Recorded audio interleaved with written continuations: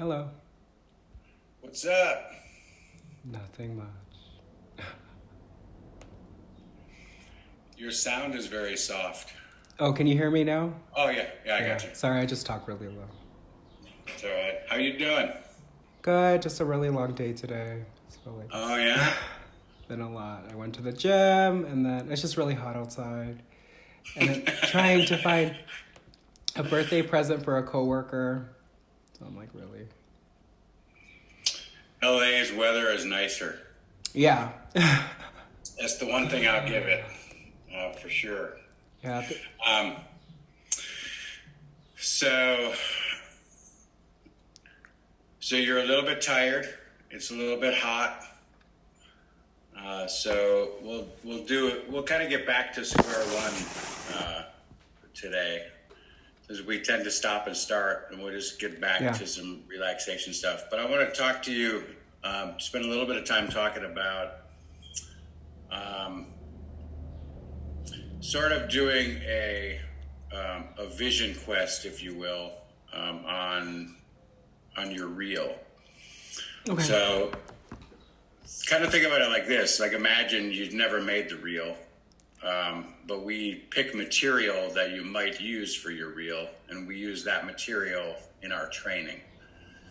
So whether you end up shooting a reel or not, you'll kind of have rehearsed or worked on material that would work well for a reel. You know what I mean? Yeah, and I do want to shoot one, so I'm going to shoot one. It's not that I will. So it's like, It can be pretty simple. Years ago, I used to kind of feel like a reel needed to be a full 4 to 6 minutes, and it all needed to look like a big film. And I shot some of those for people, and they looked really beautiful. Um, but the reality is, we just want to see your work, and if you can make it look high quality, that's always better. yeah. But if it feels like it's a clip that you made to show us what you can do, and it doesn't feel like, oh, it was from a big movie, it's not the end of the world, because if we like your work and it's still done in kind of an artful way, that can be absolutely fine. So part of the task when you're creating a demo, because oftentimes it goes the other way around. After your first 10 film rolls, you take that footage and make a demo reel, right? Okay. So we're kind of doing it, we're reverse engineering. We're making a demo reel before you actually get cast in stuff. But everybody's doing that now anyway, because digital filmmaking is so easy. So what we want to do is we want to create what is kind of the ideal 2 to 3 minutes, for you. What is it that we really want to sell? Like last time we ended up talking about this character. What was that character we talked about? We were talking about like a migrant farm worker. Migrant worker. But then it turns out to be like, I guess the twist would be that he's gay, you know? Yeah. So can you imagine a scene? So just take that one, for example. Just imagine you're on break. You've been working in the field, for whatever 8 hours today so far. You got a 15-minute break. You're hanging out, having an apple or a bite of a sandwich or something next to a coworker of yours. And you're sweaty and you're grimy and you're, muddy and, whatever. It's like as filthy and as dirty as you can make it and still have it be real. So we kind of get this image of you, this guy who's, pretty kind of this strapping, young, good-looking guy working in the field, all kind of sweaty, and you're having some kind of conversation, and it turns into a little 30-second, 45-second monologue, where you're saying something to that person. So we imagine this character in a particular situation. Like we have to kind of build the story around it, right? Mm-hmm. So where is he coming from in life? Why is he here now? What's the real critical part of the story? What's this character really after? And I can even shoot like part of, if it's even like in Nogales, right? Like maybe shoot a little bit of the border and stuff. Oh, like sure. that. So I was thinking that, or I was thinking even like I know this is kind of, or like maybe like a drug addict, you know? I don't know why I was thinking that. Um, And like turning. or a drug addict, a drug addict hustler. You know? Yeah, like I have to sell my body, like, or something. You know what I mean? Like Keanu Reeves in My Private Idaho. My Private Idaho. I have to watch Guy that. who hustles to get by, kind of sells himself. I don't think he did it for drugs. I don't remember now, but there are a lot of people, as you know, they're addicts, so they're hooked and they'll do anything, to get their drugs. And a lot of people do get caught up in that world of hustling and, just to get their cocaine for the day, or whatever. I like that. I love earthy and gritty stuff. You know what I mean? I think that would be I good. tend to like that. So if we're looking at your whole range, to me, if we knew each other a little better, I'd have a better sense for your range. But my sense is right now that your range is pretty big, actually. So I'm seeing that you can do grounded, earthy stuff where, it's just your average working class guy or something, doing a job. I could see you as a dishwasher in a restaurant, just working really hard to get the rent paid and sending money, to your family or whatever it might be. Everything from that, just a straight, typical guy, to, boy, I mean, almost anything. You could be a high-priced corporate attorney. You could be a hustler who's a drug addict. But we could go from, like, if we think about it in terms of texture, which I like to do, it's funny, I'll do this with actors all the time. I'll say, like, what's your range of texture? Are you the guy who's always perfectly clean? You know what I mean? Makeup is perfect, hair is perfect, everything's perfect. Or is your texture from burlap to totally prim and, perfectly put together? So I think you can kind of do most things. Your range in terms of casting is what I'm talking about, So typical, if you just think of your look, right? And how you kind of come off. So you can come off through some good acting as a total doofus, just a street urchin who's, hooked on drugs, has barely any brain activity left, right up to somebody who's incredibly brilliant, who we would put in charge of our nuclear facilities or, whatever it might be. I could see you as an amazing scientist. I could see you as an amazing attorney. I could see you as a hacker. You know what I mean? Yeah. You're the guy with the baseball cap backwards. You're just in like rags, but you're this hacker guy, this brilliant. What was that show with the brilliant hacker guy? What's his name? He won an Academy Award now. Can't think of his name. What's his name? He also played a famous singer in a movie not too long ago. Anyway, so I think you have a very wide range, Do you think you can you pull off going sort of all the way to imagine a character who they make their living doing drag, or like I have a friend who I think you could play. I think you could play this guy. So I have a friend who, we're not amazing friends, but we went to grad school together. He's a brilliant designer. He's actually made dresses for some well-known people and stuff. He's amazing. Oh my God. Edward is his name. He's an amazing artist. I could totally see you playing him because he's smart as hell. You kind of have a similar look. He's a very attractive guy. He's had all kinds of struggles, in part, I think, because he's so brilliant and so sensitive. He he's had some emotional struggles along the way and all of that. But he designed costumes for me one time in a show many years ago. And I just remember, I just loved him. I just thought he was amazing, and kind of like, on the gay scale, it felt like, yeah, if you looked really hard, you might think about his sexuality, you know, but otherwise you just didn't really think much about it.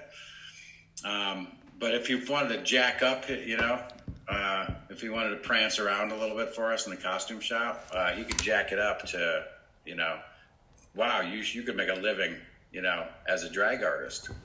So, you know what I mean? Like he'd go from this guy who you think, I don't know where he's at sexually, to all the way to the other side without it, you know, in the blink of an eye. So. You know what? That's good.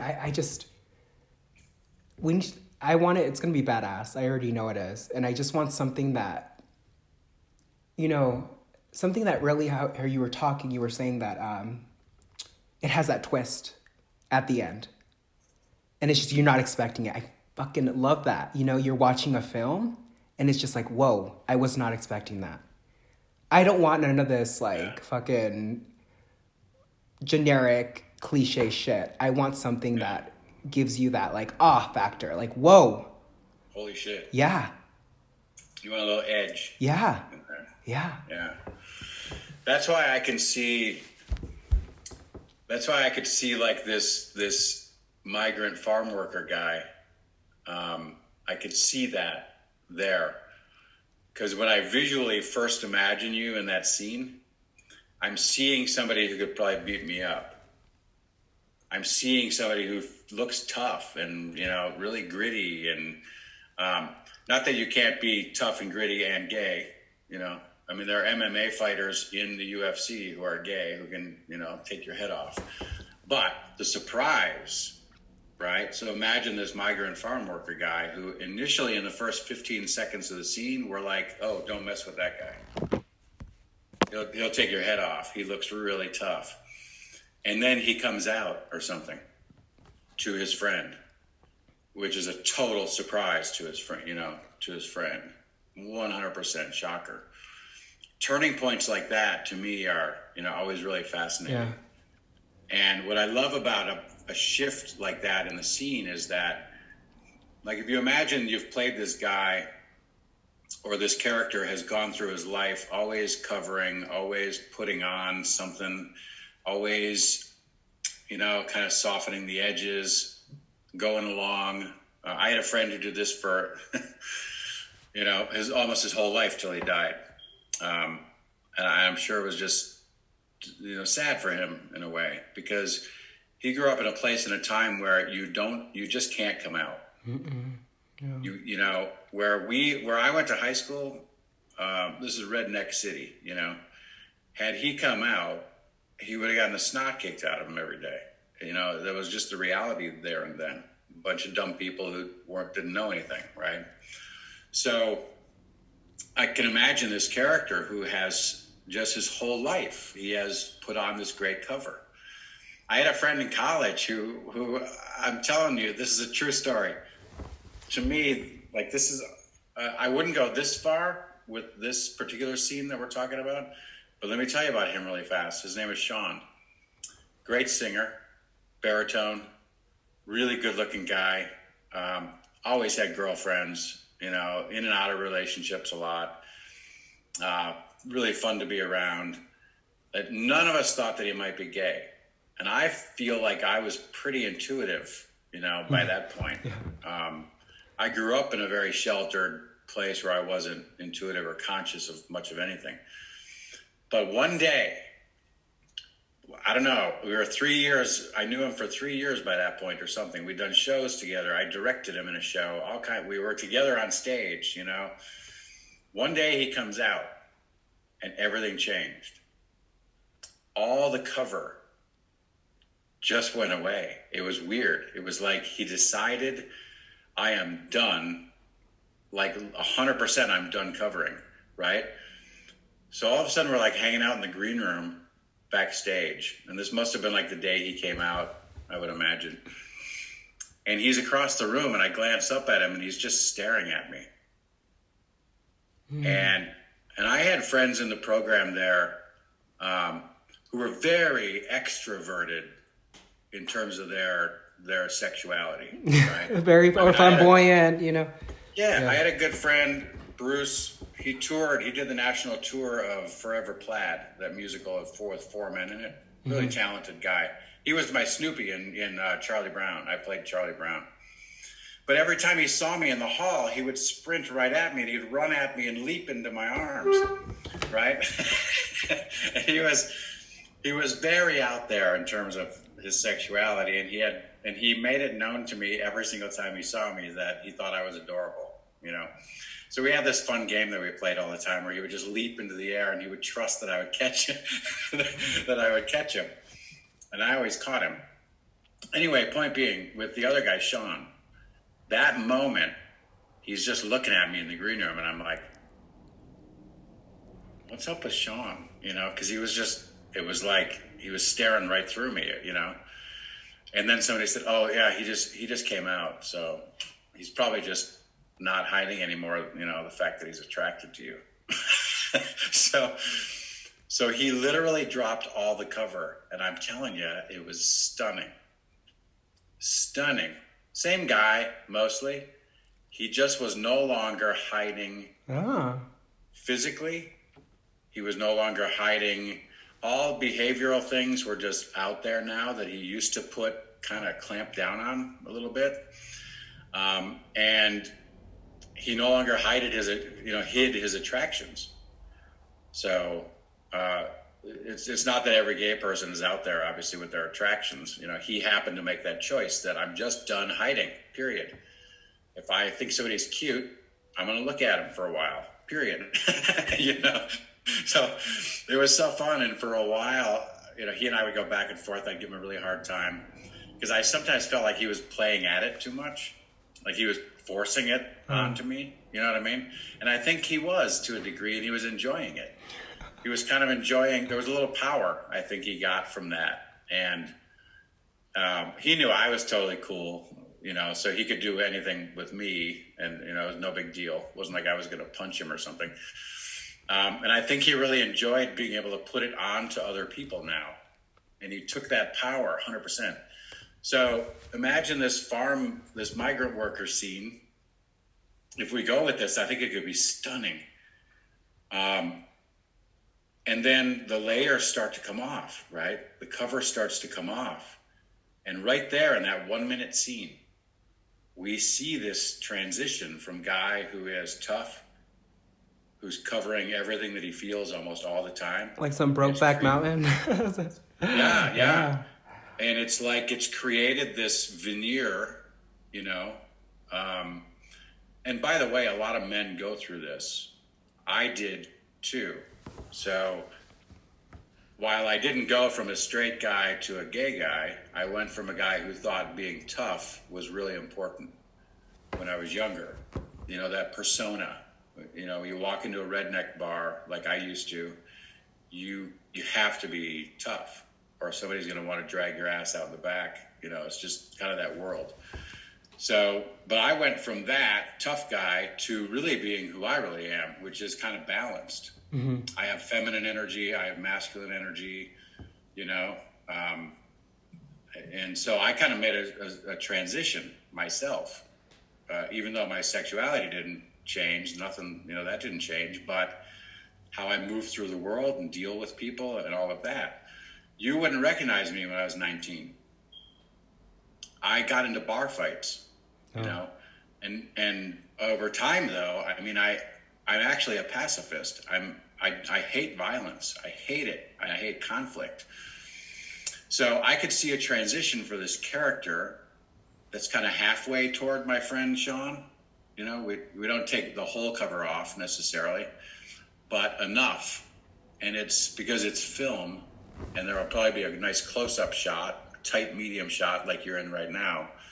We're going to get a lot of eyeballs. And so that adjustment can be really subtle, where it's just today's the day, you know?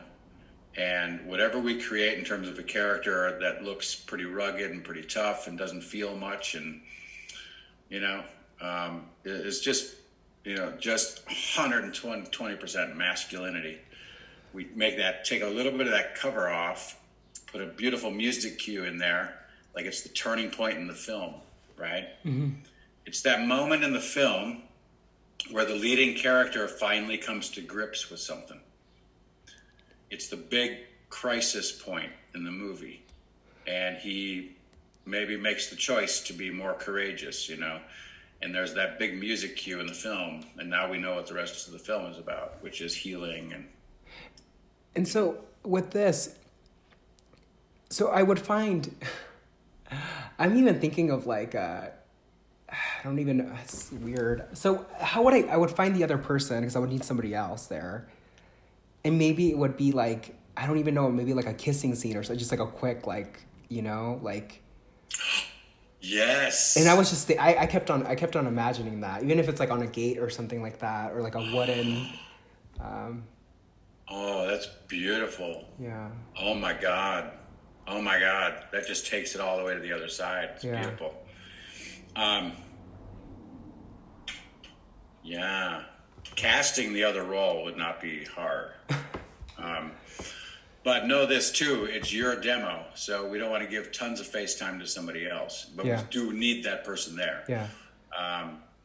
And obviously they'd get some FaceTime. Yeah. You know, especially if it got intimate, that would be really, really important. But we could easily cast that role. I don't think it would be a problem at all. And with a good actor. Yeah. I did a demo a year and a half ago for somebody, not long before the pandemic started.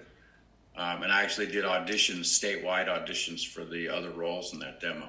So I had somebody come down from Phoenix. I had another actor from Sierra Vista, you know, come up. And so you want good people. You can't have a bad actor in your reel, even if they're a small part. It's got to feel like, you know what I mean? It's quality every single second. I'm really excited. I think this is going to turn out really well. That could be really, really beautiful. It could begin with this feeling. It's very, like, just imagine like you just came off the field, right? And you got your hat, you get dust off, you know, off you, and it's very kind of staccato feeling, right? Yeah. It's staccato, and you like throw something down, you kick something down, you plunk down, it's all dust flying, very staccato and kind of, you know, and all straight lines. Then the transition begins, right? Mm-hmm. And it ends completely on the other side of that spectrum. So in terms of movement, I might have mentioned, I don't know if we probably didn't even get into any movement stuff, but but I used to be a movement teacher for actors, so movement really matters. Yeah. Pacing, line, all that stuff. So like if you can imagine, for example, in the first 20 seconds of a scene, you have all straight lines in your movement. I take my hat off, boom, I slam it down. When I sit, boom, I sit down in a straight line. Everything with intention. Everything is straight and kind of sharp. Then the transition starts to happen and your straight lines begin to shift, right? Like literally imagine a bird's eye view of a stage, okay? Your character comes in, boom, straight line, sits down. Now on the way out, curved lines. It's a little bit looser, a little freer, you know? It's not so stayed and held. So there's physical ways we make these adjustments that also help you find the emotional place. And I'm imagining in this scene, it's a very emotional scene. Not that you're bawling your eyes out necessarily, but it's an emotional scene because it's an important moment, you know, for you. So I can imagine you going from slamming a hat down and dust flying to this kiss that is exactly the opposite in terms of energy. It's delicate. It feels soft, you know, curved lines, not hard, straight, sharp stuff. So that whole shift, and we would do this in editing as well. We can go from cool light to slightly warmer light as that moment arrives, right? Like you find your heart and it's coming alive in this moment. There's all kinds of ways for us to, you know, make that to help the adjustment anyway, technically. So that could be beautiful. I'm excited about that scene. And We pull that scene off, we probably only need another minute of material, you know. But now that we've talked about it this way, with an ending like that, we're going to need a little more time for that scene. I could see, as long as it's really good, I could see giving it a full minute or minute and a half. It's hard to do stuff short. Yeah. It's very hard. But it would be important to give it time to breathe, and if we really want a delicate, beautiful relationship moment at the end, that's going to take a little time, because you just can't rush through that stuff. So I could see that being 90 seconds of your demo, and then you need another minute or two. Okay, Something like that. and I'll think more about this too and see. I don't know. My mind is like, it goes all over the place, but it's like, I just imagine all these scenes, and I just, like when you... Good. Are you writing them down as you imagine them? Yeah, I am. I'm actually, I have a little, what is it called? A little journal. I didn't bring it with me, Good. but I have these things Excellent. come up all the time. I have beautiful, like, dreams too, like my dreams are very vivid. Things come to me in my dreams, and I'm like... Oh, it's beautiful. Yeah. I barely remember dreams anymore. No. So tell me, when you think about this scene, if you were to cast the other character, what are you imagining for this other character? Who is this person? That's a good question. I keep thinking of that kiss. I keep thinking of that. We'll see. He would be like a macho man, obviously. Kind of like how I'm being portrayed at the beginning, And we kind of make this connection. You know, it would be so fascinating. Oh my God, this could be just... I so badly want to direct this now. Imagine he's pretty macho guy. And imagine by the end of the scene, when this moment happens, right? Imagine that literally is the moment in his life when he realizes all those feelings he had all those years earlier that he put away.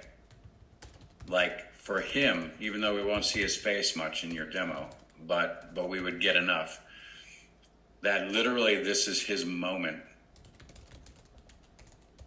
It's the earth-shattering, life-changing moment when he actually discovers some feelings that he has buried. It's like you could almost call the scene the awakening. For your character, this isn't news, but imagine for him, it's kind of new. He was so good at burying those feelings that right now, right in front of him, is this man who is kind of bringing that back out, So it's not like, yeah, I've been checking you out. Hey, let's make out. It's more like, I thought that's what I was feeling, And so it's more exploratory right now, for both the characters, really. But, oh my God, I'm totally seeing it. It could be so amazing. And then we could have a little Spanish in there. Maybe just like a couple words. Mm-hmm. Oh, okay, well... I already know somebody I'm going to call to see what she thinks about casting possibilities. I know an actor. She is tiny bit younger than I am. She is gay and in a long-time relationship with another Hispanic gal. Her son, I think he's probably in his late 20s now. Oh my God, time flies. He's like a lawyer now. Yeah, time goes by quick. It just like that. But I bet if I told her what I wanted, she'd have 5 guys right away that, she would say, oh, I know the perfect guy for this. I can't think of anybody I've cast and I've worked with off the top of my head who's perfect for it, so we'd have to cast it. But And I have a really, one of my mentors, he's really good. I'm going to run this by him too, and he'll give me some really good ideas. He's up in New York City, so I go down. I went to New York. That is an incredible place. Oh my gosh. Oh yeah. Oh my God. And for me, I've been on stage. I haven't been an actor for a number of years now, but back then, I was on stage a lot in Wisconsin, a little bit in Chicago, a lot in Boston, some in New York. I went to New York to do a couple shows, did an off-Broadway thing, and then I did an off-Broadway playwrights festival as well. There is nothing like being on stage in New York. Oh, I It is like, compared to LA, it's LA's fine for what it is, but it ain't New York for being on stage. The vibe is amazing. it is incredible. When I first went there, because he lives in Manhattan, upstate. So because he works for the college, so they provide him with a room. So I'm like, and I speak to this man like every day. He says he sees something in me. He used to be my former boss when I worked at the U of A, but we still kept in touch and stuff like that. And he just tells me, you're just meant to do, like, the job that you're in right now. Like, this is not what you're meant to do. You have this beautiful energy and create. He's like, you get on my fucking nerves, but like you're, like he just sees like this light in me, and he's like, you're just not meant to do that. You're meant to entertainment, and that's why I think he just sees something in me, and he just keeps on like talking to me, even though like we fight a lot. Like, I mean, there's nothing wrong with having a special light and being in healthcare, but Yeah. I agree with him. You do have a vibe about you that's really cool. It's very magnetic, and the more authentic you are, the more that light kind of, shines. And that's like, When I that's see therapy, you- baby. Therapy. It's like, I'm figuring out why I put this wall around me. Oh, some good stuff. You had a good light even when you were messed up, probably. No, I wasn't. I never did. I'm not on drugs or I was just anxiety, like all that. Yeah. So now you have to embrace that and allow yourself to accept that, you do have a special thing, and now just, foot on the gas pedal. Yeah. Just got to go for it. Some people are put in this world to affect other people, Yeah. in large numbers, and you might be one of those people. I might be one of those. I had a nice time on stage. I did some really good things. But in terms of casting, I always was kind of a tweener. I was always in between types, and it was a little irritating. So I'd end up playing all these roles that they were fine, but it was always character work, and it kind of bugged me, because I'm a little unusual. I'm between type. I could be the serial killer. I could be the guy next door. I could be whatever. But I always confuse people. You know what I mean? Mm-hmm. Yeah. And in the world of film, it's not that often that we cast somebody totally opposite type and then make them up to look like what we need. More often than not, you're cast by type in film. You look the part, so we're going to consider you, And I kind of tended to not really look the part a lot of, just as myself. Hair and makeup in theater, that's very different. They're way more imaginative in theater because I could play King Lear even though I'm not 70.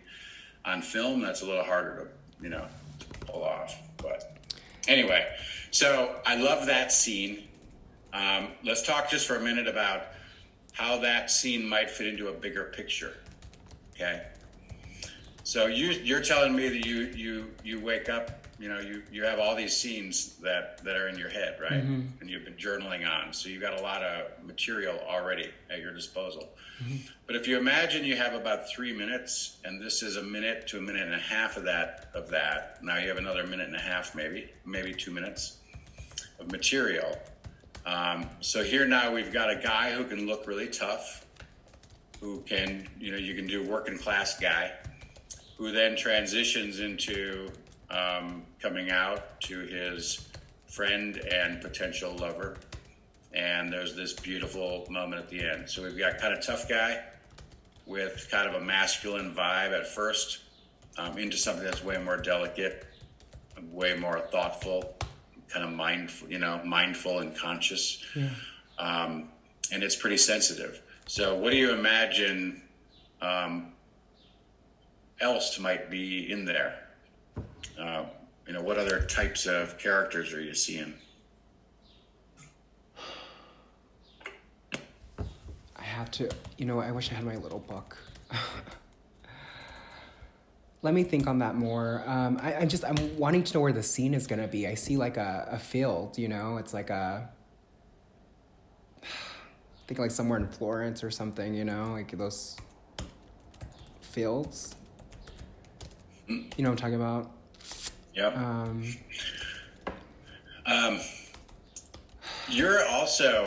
You're kind of naturally funny, right? I guess so, yeah.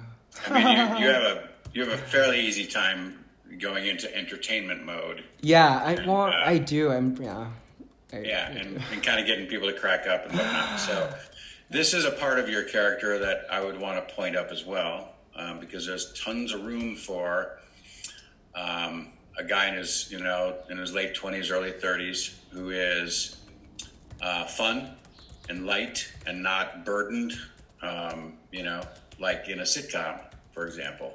Guy who's always in a good mood. Or, did you see the movie?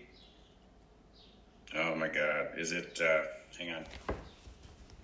It's 48 Hours with Eddie Murphy and Nick Nolte. It's that or Beverly Hills Cop. I think it might be Beverly Hills. Vaguely. Beverly Hills Cop with Eddie Murphy. The actor Branson Pinchot. Do you know that guy? I don't. He did a bit part in that film that everybody remembers. I mean, it was just 1 minute in that film, but it was so good. He plays a hotel. Who's the main guy at a hotel who works behind the counter, who takes care of everybody? He's not a bellhop, but he's the main. What? Not concierge, like Yeah, concierge. Yeah. So he played this character, so hysterical. I think he called himself Serge. For short for Sergio or Sarge, or a concierge, Serge. I don't remember now, but it was a wacky character, like wacky. But he just brought this character in and nailed it, and it's so funny. Have you found it? You're searching for it? I'm searching for it. What is in Beverly Hills Cop, right? You said? I think it's that one. Let me see.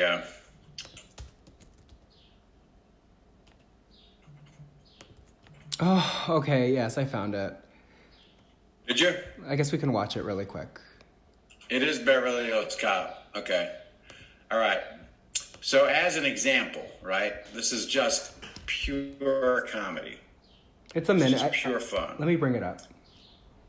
We can share it really quick. All right. Yeah, it's only 2 minutes long. Give it a look. I think you would have a lot of fun in a similar kind of a role. Serge. Yeah, I was right. Can I not share the screen? Oh, I can share a screen. Here we go. Serge and Ahmed. Oh, that's all right. You can just watch it if you want. Oh, you can't share. I'm fine. My name is Serge, and how can I help you? Okay, I'm looking for Miss Jenny Summers. She's very busy today. Maybe you give me your name? My name's Axel Foley. And what it's pertaining? I didn't understand what you said. Pertaining, what it's meaning, regarding. Oh, what's it regarding? I'm an old acquaintance of hers. Donny? One moment. Donny, when did tell me Summers that Mr. Ahmed Foley is here to see... Axel Foley, Axel. Axel. Foley is here to see her. He's our old acquaintance. Donny, this covered this up. It's like a race of a dog to scrub for the customer. It's not sexy, it's animal. No, it's not sexy at all. May I offer you something to drink? A wine, a cocktail, espresso? No, I'm fine, thank you. I'll make it myself right back there with a little lemon twist. It's good. You should try it. No, I'm fine. I see you look at this piece. Yeah, I was wondering how much something like this went for. $130,000. Get the fuck out of here! No, I cannot. It's serious because it's very important piece. Have you ever sold one of these? So I looked yesterday to a collector. Get the fuck out of here! Serious, I said it myself. Axel Foley, what on earth are you doing here? How you doing? I'm fine. Hold a second. I'll be right down. Great. Excuse me, Serge. Oh, that's funny. Yeah, totally. Yeah. I mean, talk about 2 minutes to everybody knowing who you are, you know? He did other stuff too, but I think that might have been the role that got everybody's attention, you know? So fun. And that's a made up dialect. That's not even a real accent he's doing, I don't think. He just made I it like up. that. That's actually really good. Thank you. Yeah. Yeah. So I could see a similar kind of a character, just something fun like that. That's, clearly it's there for just comedic value. It's very light. It's not dramatic. Quick laugh, sort of stuff. Mm-hmm. So that would fill in at least part of the gap, because the first scene we're talking about is not comic at all. So that's a dramatic clip. Then you would have something that would need to feel a little bit lighter, a little more comedic. I think that would be perfect, something like that. And I can think of it, what it would be. Yeah, my comedic side can come out. I think it can really shine. People tell me that all the time. They're like, what are you doing? I'm sure. And you'll have a great director, so. Yeah. So this covers kind of the comedic, quirky, This is kind perfect. of character, right? I'm really glad we're having this today because it gets me thinking, you know what I mean? And it's just like Yeah. when you're talking about texture too, this is just Yeah. perfect. So good. And that's yes, so speaking of texture there, right? So we go from migrant farm worker and that texture, which is dirt and burlap, right? To clean and plasticky, or I don't know exactly what the word would be, but in filmmaking, designers pay attention to this stuff all the time. We need things like lighting and tone and texture to change. Yeah. Costume designers think about the emotional journey. Costumes aren't random. They're there to help tell a story, and we need contrast in any good story, right? Yeah. So that's a huge, huge part of it. So never laugh at texture, because it's pretty huge. I love that. I So- think of texture because every year on my birthday I do photos, but my photos are resemble I don't know, something big in that lifetime. I for my senior photos, people love my photos because they're always dramatic. I get a personal photographer, and I'll show you really quick. I think you'll laugh at this. You should be able to share now. Oh, example, let me see. Where's that at? For my, can you see that? Oh, wow, I wish I could see it better. Oh, I wish I could. Yeah, Send it to me. yeah, it has to be, it's just a theme with me all the time. And so, I'll show you really quick. Could be a good portfolio shot for you. And then these, like that. Have you considered modeling as well? Oh, wow. Interesting. So I did that for I thought of myself as a phoenix, rising from the ashes. This is what was played when I walked across the stage at the U of A on the big screen. Can you believe that? So that is all real costume. No. This is all edited, but I'm saying I have some of the feathers are there, but yeah. I just You should follow my Instagram. I think you'll like it. Yeah, I should. I'm trying to do Instagram. I'm not good at it, but you can find me. I just Steve Anderson. I get these creative. I'll do that. I get these creative ideas in my mind, and I want to bring them to life, especially in photos. Every year, I have to have a theme or something. It just comes to me. And example, I dress up for Halloween. I go crazy. I just You're like Prince in a way. You have your thematic. I did Maleficent. Stuff. Wow. That is cool. Yeah, I just get these ideas in my mind. Look at that. Oh my God. You should send me some of that stuff. Isn't that crazy? I know. Put that into a portfolio for you. I just go crazy. And then I did an Egyptian. Wow. Yeah, it's pretty crazy. Are you wearing contacts? Yeah. Because your eyes look a little lighter there. Very nice. Very nice. You're a designer too. Yeah, I just when I get these ideas in my mind, like I want to bring it to life. You may end up just being a brand. I go crazy. I just love. That's what I'm telling you. I just have these I have this beautiful mind that I just tend to push away. Like I'm meant to do this other thing. I'm like no. Like time to tune into this. No.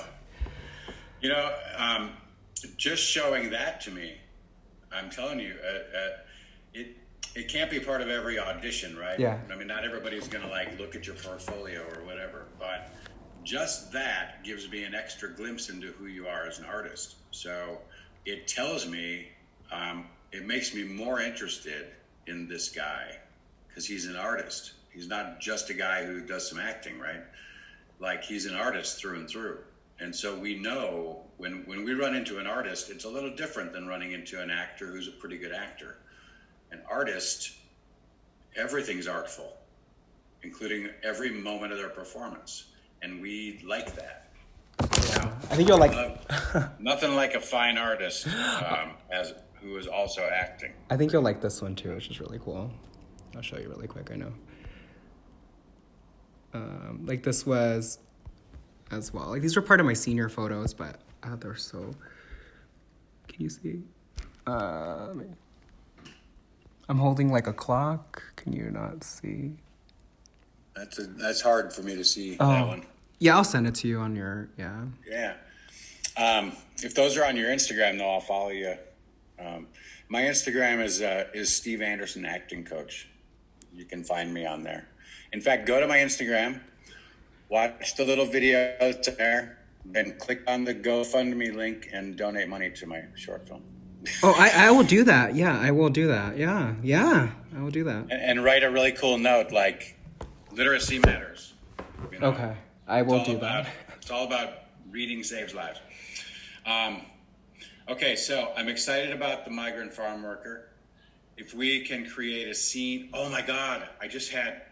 Okay, wait, hang on 1 second. I'm going to show you a scene. You could play one of these guys. Okay, wait, hang on a second. This will be worth it. It'll only take me 1 minute. Short film called Spider. Okay. The Pinocchio effect.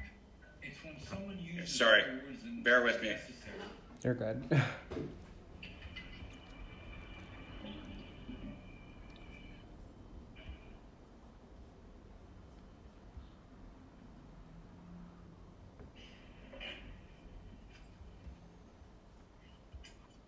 almost there. I'm so excited. Like it's gonna be really good. I'm excited for my life, Steve. It's gonna be fun. Good. I'm gonna Okay, so more of it. It's gonna be good. in this scene, this guy goes into a convenience store at a gas station. This is a short film called Spider, which has a surprise ending, so you should watch it if you have a chance. It's a very indie, low-budget thing, but made quite a big splash. So I'm going to share the screen with you now. And look at the guys behind the counter in this scene, okay? Oh, wait, hang on a sec. All right, give me 1 sec to share. Share sound. All right, you got that? Mm-hmm. Okay, so look at the guys behind the counter and imagine playing one of those guys in this scene.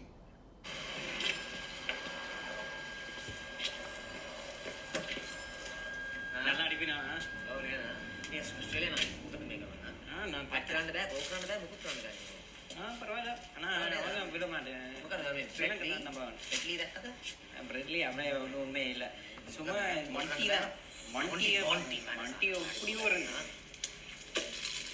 Hello sir சூப்பராக அந்த பொம்பளை இது வந்து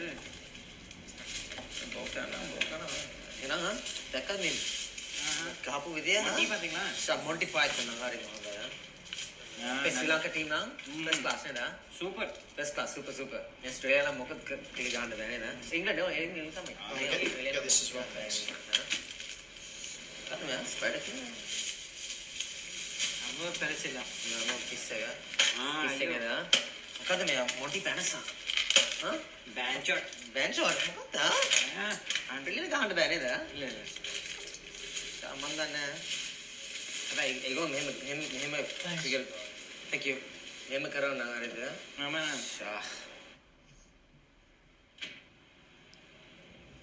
Okay. It wasn't quite as funny as I remember it. Oh, wait, hang on a sec. Send me the link to that.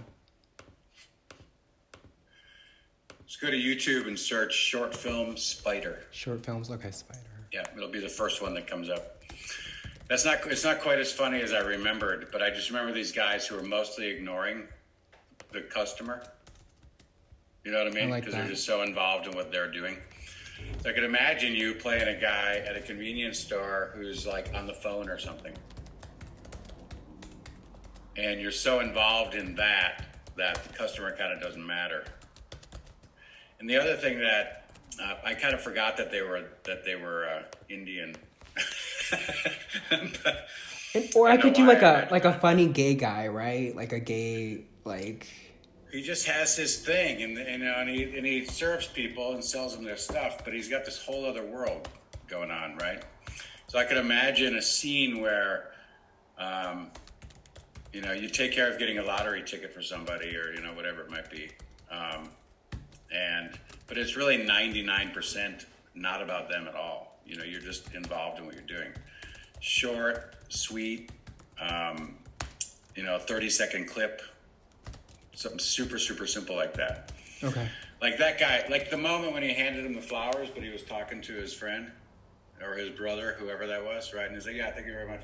So anyway, the conversation was what they were all about, not customer service, right? So it illustrates a nice acting choice that I can actually do work that's not all about the dialogue. It's not on the nose. Not every line matters. It's cool to be able to do dialogue where you throw it away a little bit, So could be a scene similar to that is where you're just distracted by other stuff, And then we'd have to put in one poignant moment, so it feels like it really was a scene about you instead of the other guy or the other people. For example, you're ignoring the customer, but it's up because you've been hiding something emotionally, or there's some kind of turning point. After they leave, you suddenly notice them and there's a moment. Imagine this, you're undercover. You're looking for these people who go to this convenience store once a month, and you've been just waiting. So you play this character who we would never think is an undercover cop, and then right at the end we reveal somehow, like you call headquarters and you say, yeah, they just came in. Yep, he's 6'2". Yep, he's got a swastika tattoo in his right arm. Yep, all right, I'll take him in. You hang up and exit. Some simple thing like that where there's a reveal in it. And now we're like, oh my God, he's an undercover cop? Cool. Right? I like that. I just have to, there's a lot of thinking. This is a really good session. I'm really glad we talked about this first, just to get my mind thinking, and we can work it. Plus, then it gives us some stuff to work on, right? Yeah. So we can improvise now. Like, say all we know is, all right, we're going to do the farm worker scene. So we know that at least. Okay. Now we set up some exercises where you can improvise around that scene. What's happening in that scene? What's going on for this guy, right? Get involved with the dust and the hat and the dirt and sitting down at your food and eating, and we really work that scene. And we use that material also as a way to train, so. There's even a lot of places to film around Tucson, if it's even like a taco stand or something like that, I'm eating or something like that, so many places. I mean, this is I just imagined another scene. So when you just said that, I hope you're keeping track of all this stuff. I'm making some notes. But, I am. So I just imagined this taco stand. So it's the corner of Grant and Alvernon, wherever. The guy's got a taco stand, and you're just hanging out there chowing down, right? I just had this flash of a scene when you said that. I'm hanging out munching on a taco. and I could see a whole scene happening in the foreground of that shot, like a couple arguing, right? So you have two people ordering tacos. You already have yours, and you're sitting down right there, just really enjoying your tacos, while this couple is bitching at each other about something as they're ordering their tacos, right? So just imagine, literally, they're screaming at you, "You bitch! I should have got a divorce from you, 20 years ago." And they're back and forth, and you're just sitting there chomping away, just enjoying the show, just enjoying your taco, while other people in front of you's lives are falling apart, right? So dramatic, but you're the simple thing in the backdrop of that shot. Tiny moment, but these are the moments that often make up a demo reel. We can even have moments without dialogue if we want, as long as it shows something that we want to show. Perfect. This is good. So imagine I say, I'm your director and we're on the set, and I say to you, they're going to be arguing for about a minute. We'll probably go for a couple minutes. Your job is to enjoy your taco as much as possible. Every little piece of that taco, you know that taco inside and out, and you relish every little bit, while enjoying the fact that other people are struggling in their life. For 2 minutes, you're just eating and watching these people bitch at each other, right? And just imagine, the more upset they are, the happier you are. Weird. It's kind of twisted, but anyway. I just saw this flash. I thought it was funny, because I could feel how intense it is, and then here's this guy right there, just, whatever. I see people, bitching at each other all day. The creative juices are flowing. This is good stuff. I was gonna ask you, Steve. I am. If you wait, let me say something about that really quick. Hold that thought, but put this in the back of your mind. How you dress your taco and how you eat it—that's the real key to a scene like that. Because I could see getting out of your demo and thinking, remember the taco scene? That was beautiful work. It's not just a guy eating a taco, right? How you do what you do is character. Okay, so continue with your thought. If you know any, I got rid of my TV. I'm literally big distraction for me. I got rid of it. I need to start reading more. If you know of any literature, acting and stuff like that, if you can send me maybe like a list of a couple or something like that, so I can just start educating myself. You want to write a few down right now? Yeah, let's do that. Got rid of my TV. I'm done with that. Well, here's one.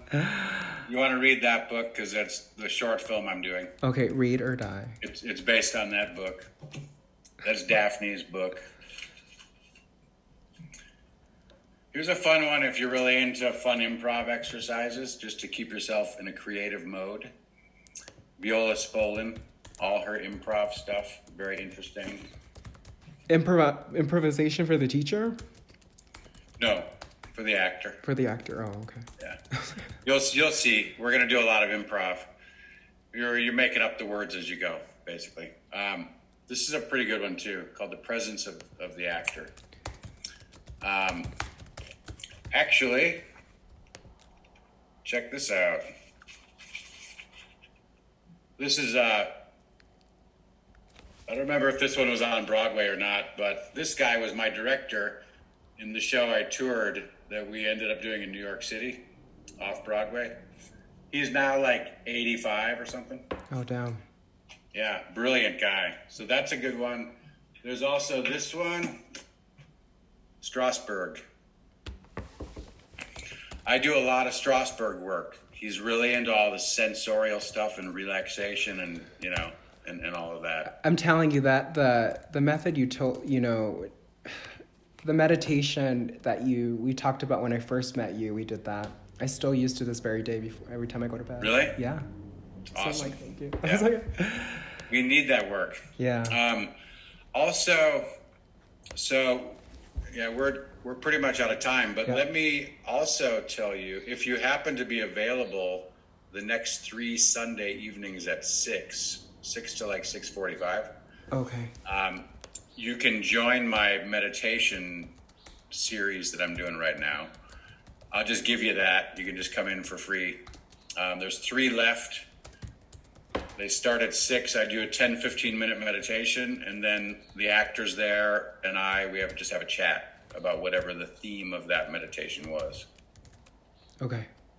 Yeah, if you can I'll send that send to me. I'll send you the link to that if I haven't, and then you can just come in. All right. Awesome. join us. That sounds good. And if you can do me a favor, can you send me the PayPal? Can you send me for the 40, and then can you do like a 240 as well for the Yeah. 6 sessions, so I can just All right. do that. So we'll do. So I'll send you that one. I'll do a separate package. Yeah. So that'd be a 6-hour package. Yeah. All right. Do you have the first one, right, or no? I paid for the first one.